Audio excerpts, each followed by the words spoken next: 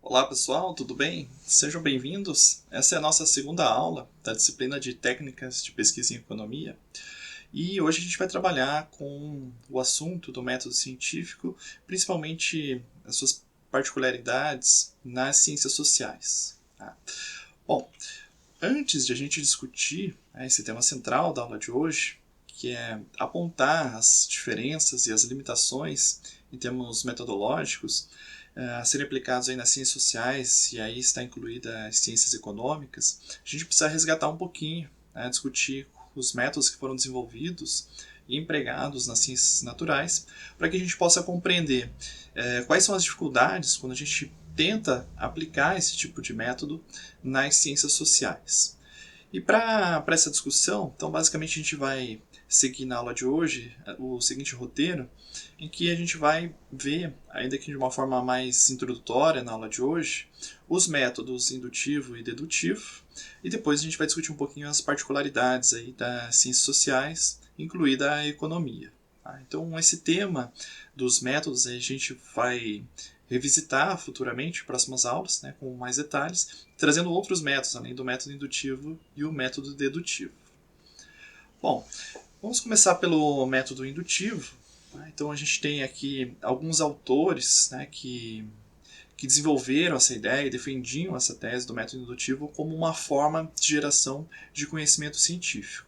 Então a gente tem autores muito conhecidos, filósofos como Francis Bacon, John Locke, George Berkeley e o David Hume.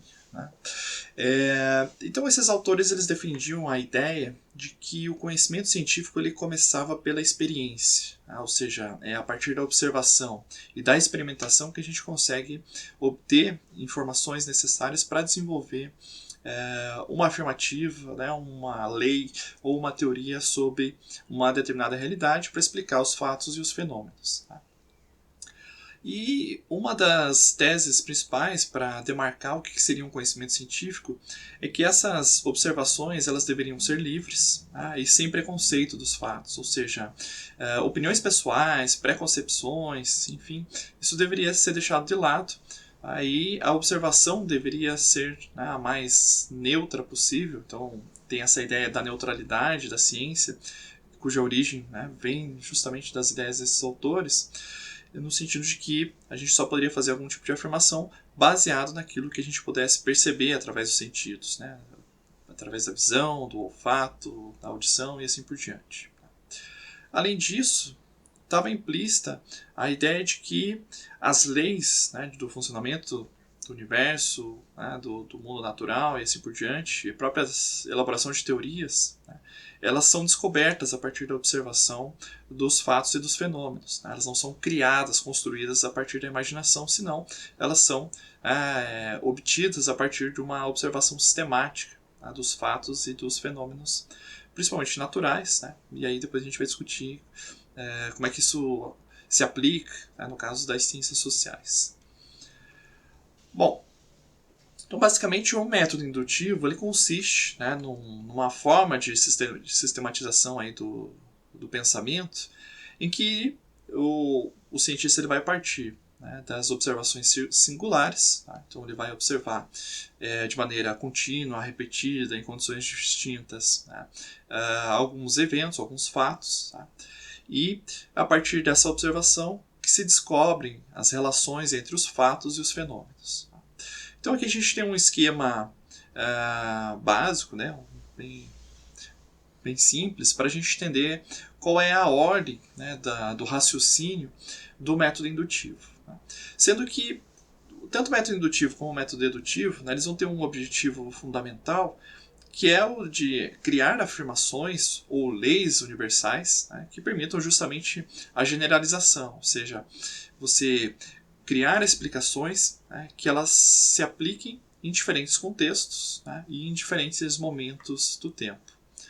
Então aqui a gente tem esse exemplo sobre os metais, em que parte dessa primeira etapa, que são observações singulares, ou seja, através do experimento eu posso verificar que o cobre conduz energia, que o zinco conduz energia, que o cobalto conduz energia e assim por diante. Posso observar também outros tipos de metais.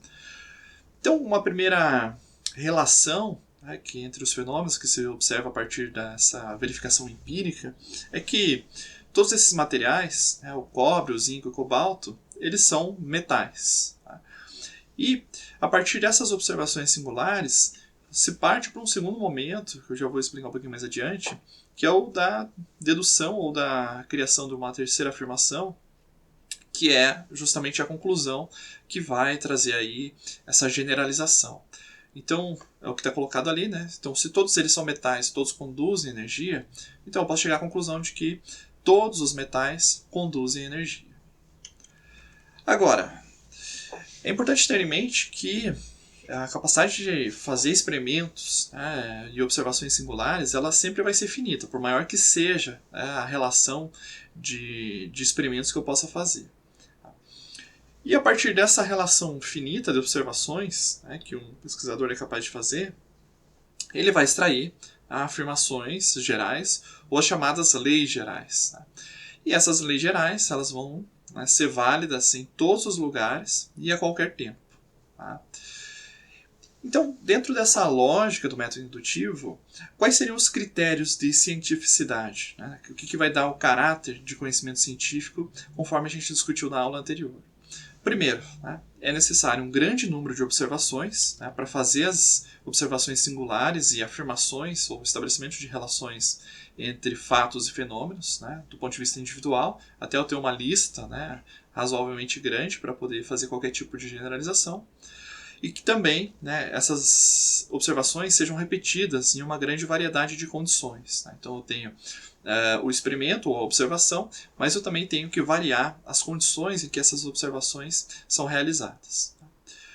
E uma coisa, né, um pouco mais radical, pelo menos nesse primeiro momento, né, do desenvolvimento dessa concepção mais filosófica do método indutivo, é que nenhuma observação ela pode conflitar com a lei universal. Ou seja, se eu observar que existe um ou mais tipos de metais que não conduzem a eletricidade, isso invalidaria aquela afirmativa ou aquela lei geral. Então, aquela afirmação já não seria mais considerada científica, já que existem observações que contrariam. Então, não poderia haver essa incoerência, essa contradição entre uma afirmação que se propõe a ser uma lei geral, né, e uma observação empírica. Então, portanto, sempre a observação da realidade, né, vai ser o princípio, né, e o critério de demarcação do que é o conhecimento científico e o que não é. Bom, então esse segundo movimento metodológico, ainda dentro do método indutivo, refere-se ao processo dedutivo, ou seja, a partir da formulação de afirmações gerais, eu consigo fazer alegações sobre os particulares. Então, por exemplo, a gente falou que todos os metais conduzem eletricidade, conduzem energia.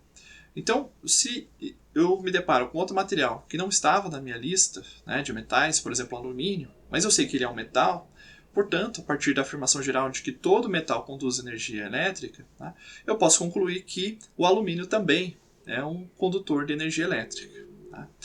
Então, essas afirmações gerais, né, e esse segundo momento do processo dedutivo, a partir da formulação de uma lei geral, cumpre a função de explicar a relação entre os fenômenos e também permite fazer previsões. Né? Ou seja, se eu aplicar uma corrente elétrica sobre um metal, né, como alumínio, embora eu não tenha testado, mas a partir da formulação desse conhecimento anterior de que todo metal conduz energia elétrica, tá? Eu sei que eu corro o risco de, se eu tocar, sofrer um choque, né?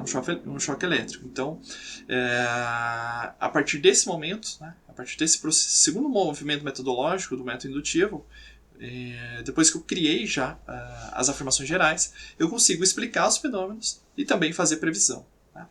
E claro, a partir disso, existe um movimento de retorno às observações para a realização do teste empírico. Ou seja, eu fiz uma assertiva e aí eu continuo verificando. Né? Então eu vou lá e vou testar o alumínio que eu não tinha testado e verifico que ele de fato conduz energia elétrica. Então, portanto, eu venho a corroborar, né, com aquela assertiva e isso dá o caráter de conhecimento científico. Né? Por outro lado, se eventualmente eu encontro um metal que não conduz energia elétrica, isso força ao cientista a revisar as alegações gerais forçando ele a reformular as afirmativas ou considerando condições específicas em que aquela afirmativa é válida e as condições em que ela não é válida.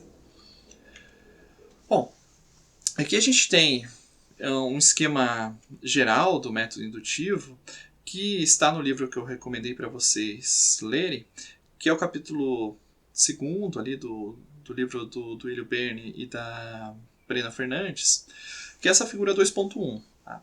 Então, basicamente, o que a gente tem aqui? Né? Tem um primeiro contexto da descoberta, né?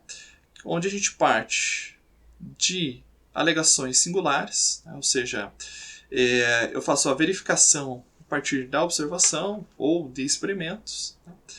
E eu tenho um movimento de indução, né, a partir da repetição, né, um grande número de observações, que vai permitir que eu verifique relações entre determinadas variáveis. E essas alegações, que se propõem a ser universais, elas vão se dar na forma de leis ou teorias.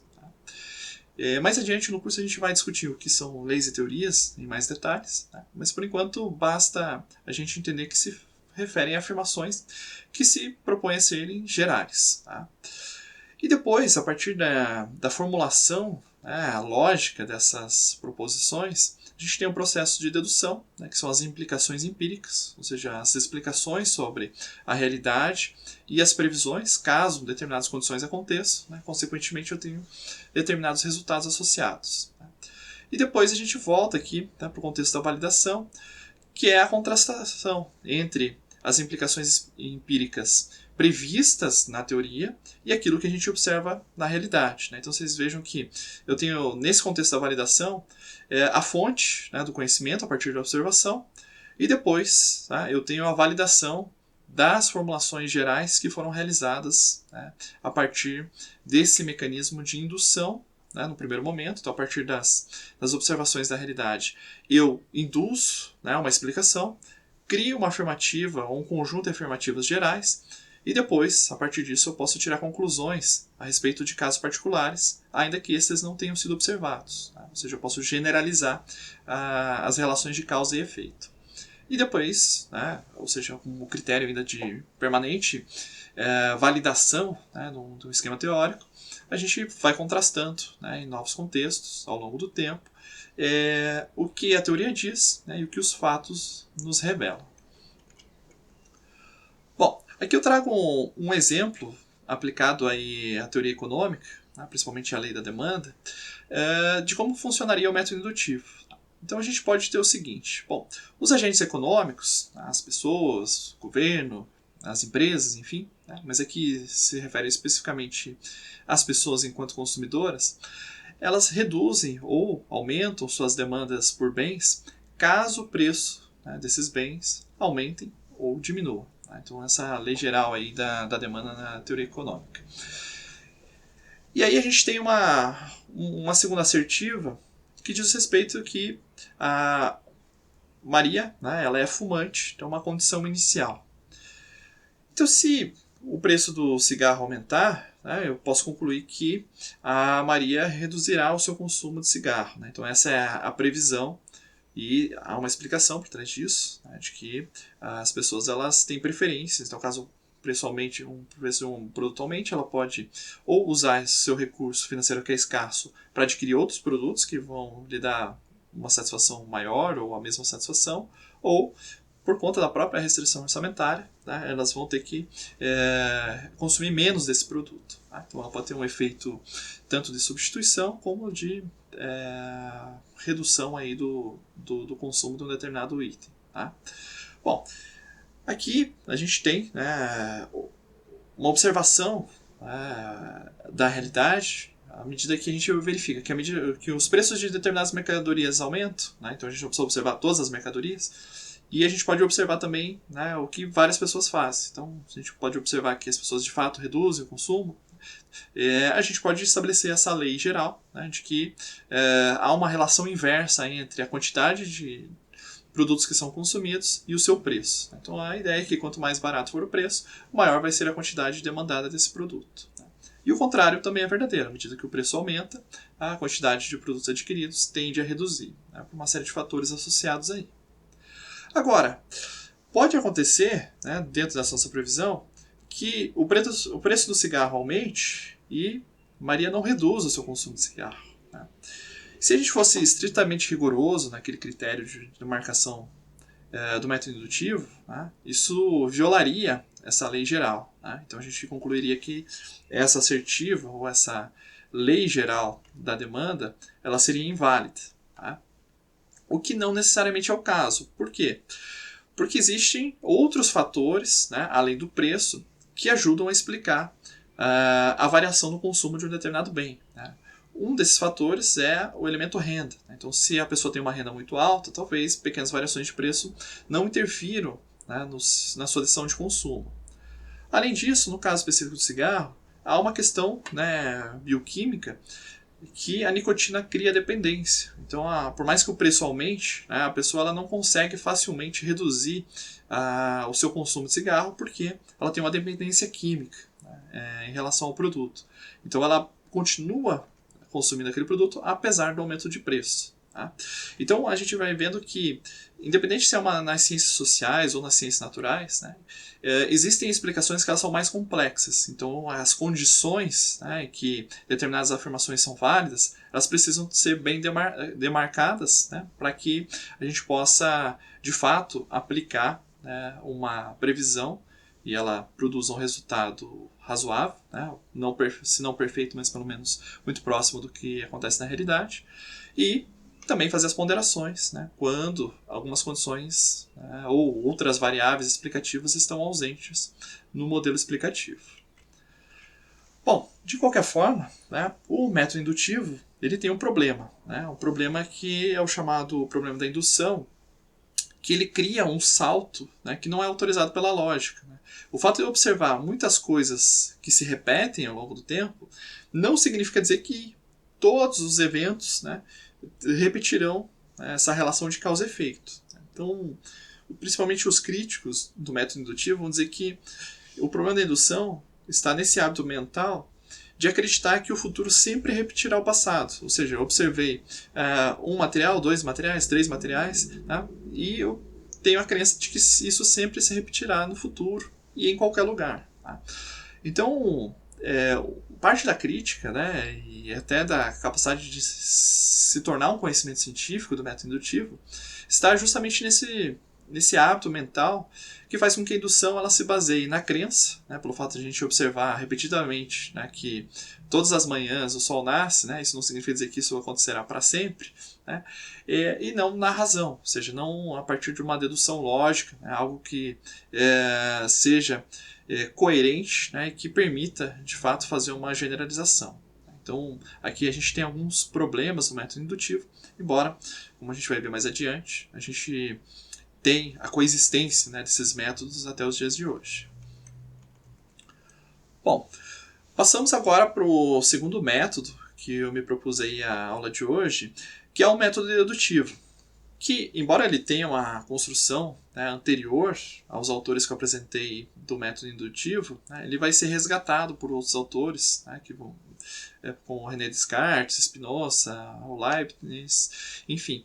Mas a sua concepção, sua construção, né, ela deriva do silogismo de Aristóteles. Né. Então, assim, para entender de maneira simples como é que funciona o método dedutivo, basicamente, né, a gente faz duas proposições, né, que são chamadas de premissas, e extrai-se uma terceira, que é a conclusão, mas essas premissas, né, elas não são obtidas, ou elas podem ser inspiradas na observação, mas elas não são induzidas a partir da observação repetida, senão a partir de uma construção de uma hipótese, né, se a gente está falando aí de ciências empíricas, ou seja, eu crio uma hipótese a partir de algo que está relacionado à realidade, ou se eu estou trabalhando na matemática, na lógica, enfim, são axiomas, né, ou seja, são premissas que eu não coloco à prova, né? Eu parto de uma proposição e logo vou desenvolvendo todo o raciocínio, tirando conclusões, né, lógicas que são coerentes, né? Ou seja, que não podem contradizer as premissas anteriores. Então, nessa perspectiva dos autores que vão retomar o silogismo de Aristóteles, e, claro, vão desenvolver outras demarcações, né, para aquilo que seria científico, eles vão dizer o seguinte: só a razão é capaz de levar ao conhecimento verdadeiro. Tá? Então a gente vai ter, dentro do método dedutivo, né, duas formas, né, de criação dessas proposições que são chamadas premissas para extração de conclusão. Tá? Que seria o axiomático dedutivo, como eu mencionei, nas ciências formais, e o hipotético dedutivo nas ciências empíricas. Inclusive, a própria economia trabalha com esse método, principalmente a teoria neoclássica, como vocês vão ver aí ao longo do curso. Bom, sobre o método dedutivo, ainda é importante ter em mente que a experiência ela é deslocada, né, do contexto da descoberta.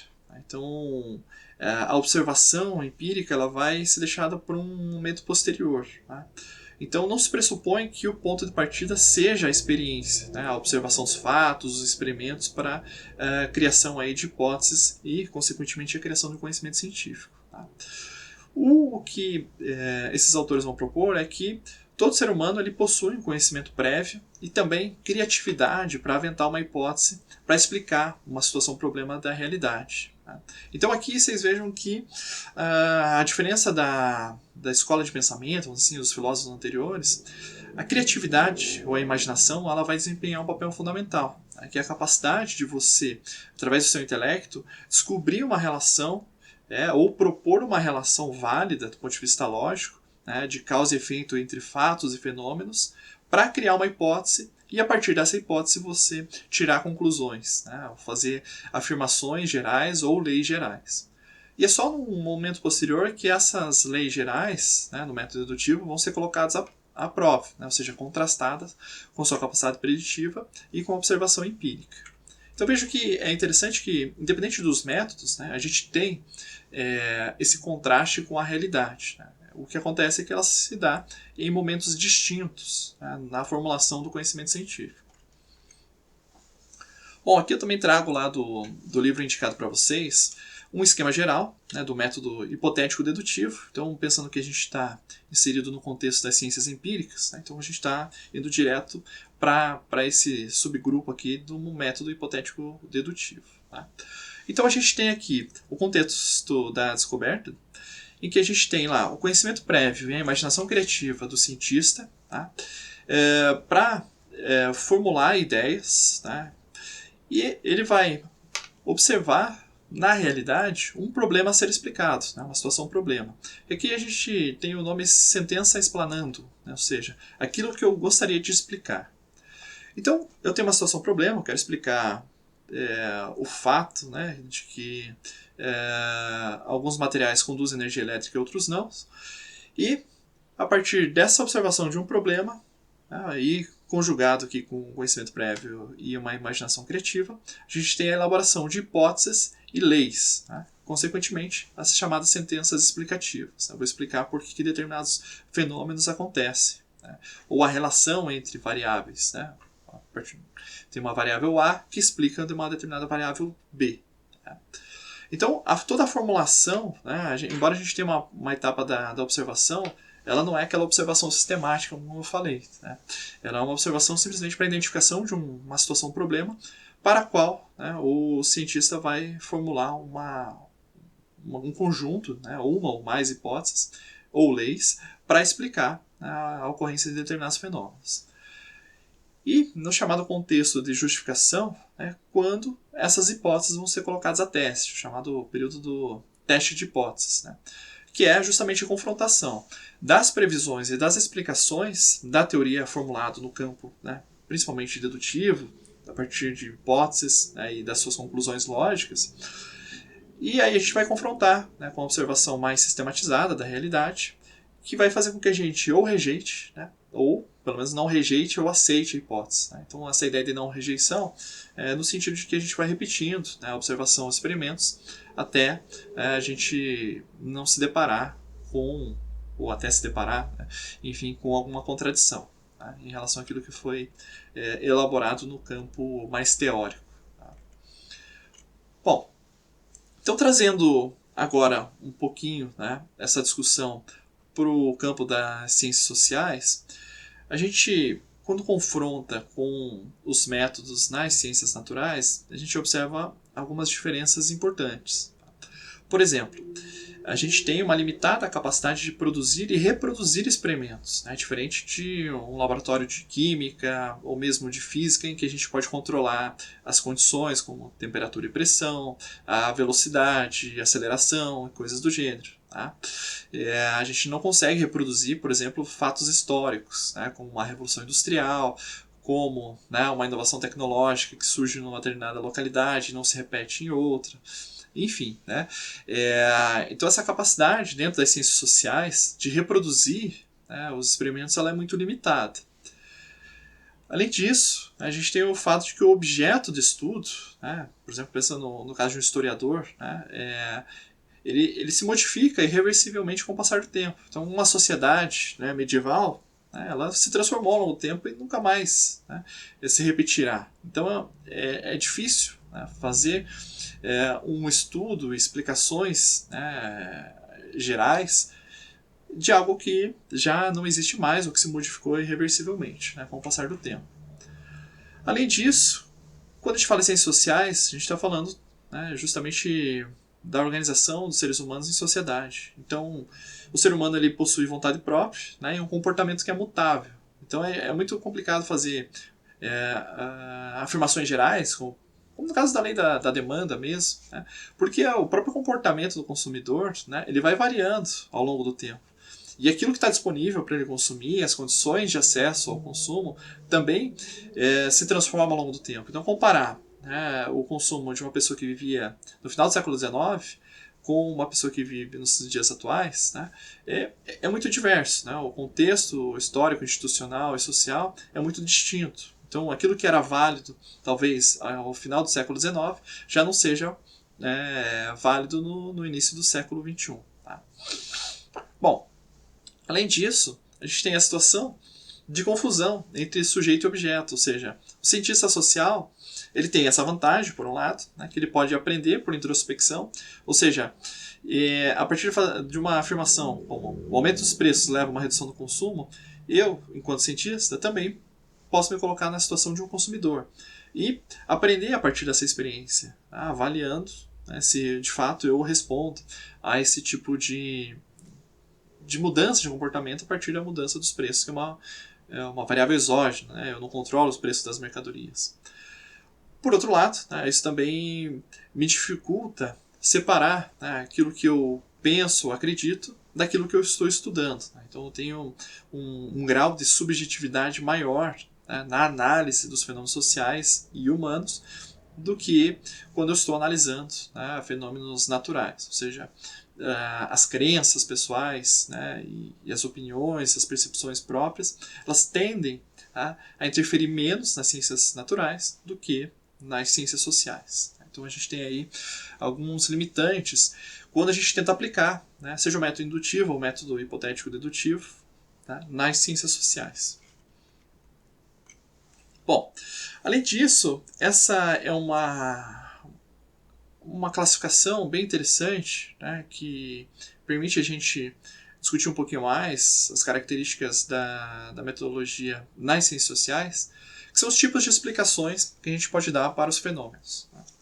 Então aqui a gente tem, em primeiro lugar, a explicação dedutiva, tá, que é essa que estabelece uma relação de causa e efeito, tá, que é empregado na maior parte dos casos, né, nas ciências naturais. A gente tem a explicação probabilística, né, que consiste basicamente na relação entre duas variáveis, mas abre uma margem para que, se o evento A acontece, o evento B não necessariamente aconteça. Ou seja, existe uma probabilidade maior ou menor de que isso aconteça. Então isso vai estar muito associado, por exemplo, nas ciências como meteorologia, desculpa, ou seja, a previsão do tempo, né? Ou seja, existe uma probabilidade que algo aconteça, mesmo nas ciências da saúde. Então, bom, se eu tenho uma imunização, né, com determinada vacina, a probabilidade que a pessoa não se contamine é de tanto, né? Então, ou seja, eu não tenho uma relação de causa e efeito determinista, né, mas apenas probabilística. Então essa seria uma segunda forma de explicação, né, bastante utilizada em diversas ciências, inclusive, né, nas ciências econômicas. Depois a gente tem a chamada explicação intencional ou teleológica, né, ou funcional, que basicamente consiste num tipo de explicação e que relaciona dois fatos de acordo com um determinado objetivo que um fato, né, um fenômeno cumpre. Então a gente pode pensar o seguinte: o camaleão ele muda de cor para se camuflar, né, justamente para que ele possa se defender aí de possíveis predadores, né?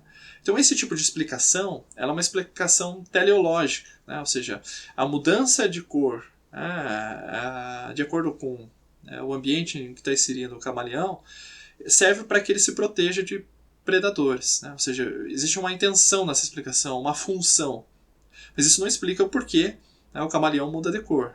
Então eu tenho uma outra tipo de explicação, que é justamente, né, o fato de que existe uma série de pigmentações, né, existe todo um sistema biológico, bioquímico do camaleão que permite ele mudar de cor, né? Então, ou seja, eu posso ter outras explicações associadas, mas que não estejam relacionadas com a função, né, que determinada coisa cumpre, que nesse exemplo aí era mudar de cor para se proteger de predadores.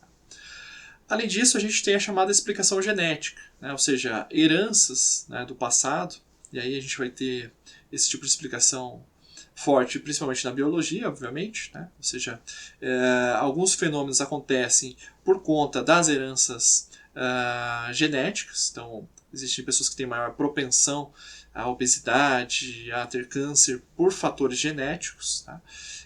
Então, você tem uma parte da explicação que está contida no código, né, genético da pessoa, e também, né, esse tipo de explicação ele pode estar presente em outras áreas do conhecimento, como na história, né? Ou seja, a explicação, né, do porquê determinados fenômenos aconteceram, né, no período mais recente, depende, né, do que foi realizado, ou de fatos que aconteceram no período anterior, né? Ou seja, uma coisa só é possível em função da sua dependência em relação ao passado.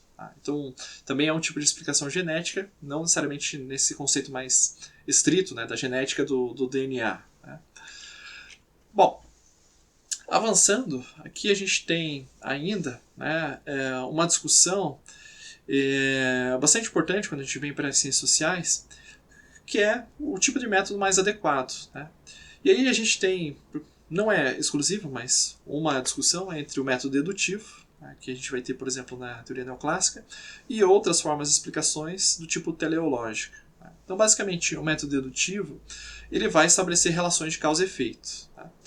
E na explicação teleológica, basicamente, a gente vai ter solução para determinados problemas. Ou seja, ele vai envolver mais a interpretação de problemas, né, de ordem social e como, né, a sociedade encontrou soluções ou que tipo de soluções poderiam ser propostas, né, para a resolução de determinados problemas.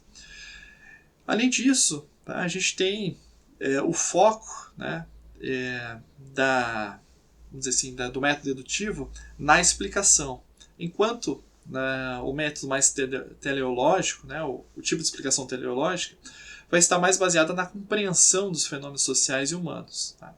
Então aqui a gente tem uma espécie de dualismo metodológico, em que o primeiro se propõe, né, um tipo de conhecimento científico que permita realizar generalizações, ou seja, seja pelo método indutivo ou pelo método dedutivo, mas vamos focar principalmente nesse segundo, né, criar afirmações que sejam universais. Né? Então esse seria o grande propósito do método científico dedutivo. Enquanto, né, muitos advogam, né, seja nas ciências econômicas ou nas ciências sociais, de uma maneira geral, que não é possível fazer generalizações porque existem particularidades, né, nas ciências sociais. Então, os contextos culturais são diferentes, o tempo histórico é diferente, né, as instituições são distintas nas diferentes localidades. Então, o máximo que a gente consegue fazer é tentar compreender os fenômenos sociais a partir da interpretação, ou seja, essa ideia da hermenêutica, que é justamente tentar interpretar os fenômenos sociais dentro do seu contexto. Então aqui eu trouxe essa frase do livro, que eu acho que é bem ilustrativa, dessa ideia de compreensão, né? Ou seja, o que esse interpretativismo, né, esse método interpretativista, tenta colocar como uma possível solução, né, para os estudos, né, o que seria o conhecimento científico na área das ciências sociais. Então aqui A frase diz o seguinte: a busca da compreensão pressupõe uma recriação, na mente do cientista, da atmosfera cultural, social, bem como dos pensamentos, sentimentos e motivações, né, dos seus objetos de estudos. Nesse caso, especificamente os homens. Né? Então, se eu quiser explicar como é que ocorreu a Revolução Industrial e como é que se difundiu, né, o modo de vida urbano, industrial, nas sociedades europeias, depois para outras partes do mundo, né? Para eu entender um determinado contexto, eu preciso, né, ter uma espécie de empatia para tentar recriar na mente algo que já não é possível de observar diretamente. Né? Ou seja, não consigo voltar no passado e verificar o que de fato aconteceu. Mas eu posso, de maneira indireta, né, através do que foi escrito, registros históricos, tentar recriar, né, essa atmosfera cultural social para tentar entender, né, por que a história teve um determinado percurso e não outro. Tá? Bom, é claro que esse interpretativismo também ele vai ter uma série de críticas, né? Ou seja, bom, se eu vou explicar, eu vou descrever, compreender, né, um monte de casos particulares, então a economia do Brasil é diferente da economia dos Estados Unidos, é diferente da economia da Colômbia, do Chile e assim por diante, né? Eu também não vou ter um tipo de conhecimento científico, senão uma breve, né, uma mera, vamos dizer assim, descrição das realidades, né, um relato histórico, um relato descritivo e não um conhecimento científico de fato. Tá? Então, a gente tem essa disputa até os dias atuais, né, e a coexistência de diferentes métodos, né, de construção do saber científico. E aqui eu trouxe só alguns exemplos, né, de escolas de pensamento que trabalham com métodos diferentes. Tá? A primeira delas, que é a escola historicista alemã, né, principalmente no início, ali, no final do século XIX, início do século XX, na Alemanha, né, eles advogavam que a principal forma de conhecimento era o método indutivo, né, ou seja, eu teria que partir das realidades individuais, né, ou seja, muito próximo a essa discussão que eu trouxe agora há pouco, né, da compreensão dos fenômenos, da interpretação, da hermenêutica, e não trabalhar com hipótese e deduzir, né, conclusões lógicas e acreditar que aquilo se aplica de maneira universal em todos os países, em todos os momentos da história. Né? A gente tem, né, ainda como uma corrente principal do pensamento econômico dentro das ciências econômicas, que são os chamados neoclássicos, né, que trabalha com o método hipotético dedutivo. Tá? Ou seja, a gente estabelece algumas hipóteses, essas hipóteses elas podem ter, né, a inspiração na realidade, não significa dizer que ela vem única e exclusivamente da mente criativa, né, do teórico, não necessariamente isso. E a partir dessas hipóteses, né, que a gente, uma vez aceita, a gente não coloca elas à prova, né, a gente simplesmente vai deduzindo outras assertivas conclusões ou teorias a partir, né, dessa base que são as hipóteses elaboradas inicialmente. Né? E a gente tem outros métodos, por exemplo, né, os economistas marxistas ou marxianos, como queiram, vão trabalhar com o método da dialética, do materialismo histórico, principalmente a dialética inaugurada pelo Marx e pelo Engels. Né? Então, e aí a gente vai estudar isso ao longo da disciplina também, né, outros métodos, mas aqui é só para ilustrar para vocês e para vocês irem confrontando também à medida que vocês vão avançando no curso, com outras disciplinas, que a gente vai ter diferentes escolas do pensamento, e eu acho que dá para fazer uma relação muito interessante com a disciplina de História do Pensamento Econômico, que a gente tem aí também uma disputa de métodos, né, de forma de criação do conhecimento científico dentro das ciências econômicas. Tá? Então, a gente não tem um método único. Tá? E dificilmente, né, dentro das diversas ciências, a gente tem um único método. É mais comum que a gente tenha aí a coexistência, né, e a disputa entre os métodos. Mas especificamente dentro das ciências econômicas, né, a gente vai ter uma série de escolas de pensamento e cada uma delas traz de maneira explícita, ou às vezes de maneira implícita, né, um tipo de método para criação ou para formação aí do conhecimento científico. Bom, deixo aqui a referência, né, dessa aula. Recomendo, né, fortemente que vocês leiam o capítulo 2 do livro Métodos e Técnicas de Pesquisa, né, do professor Duílio Berner e da professora Brena Fernandes, que está disponível lá na biblioteca virtual. Bom, desejo aí a todos, né, uma ótima semana de estudos e nos vemos na próxima aula.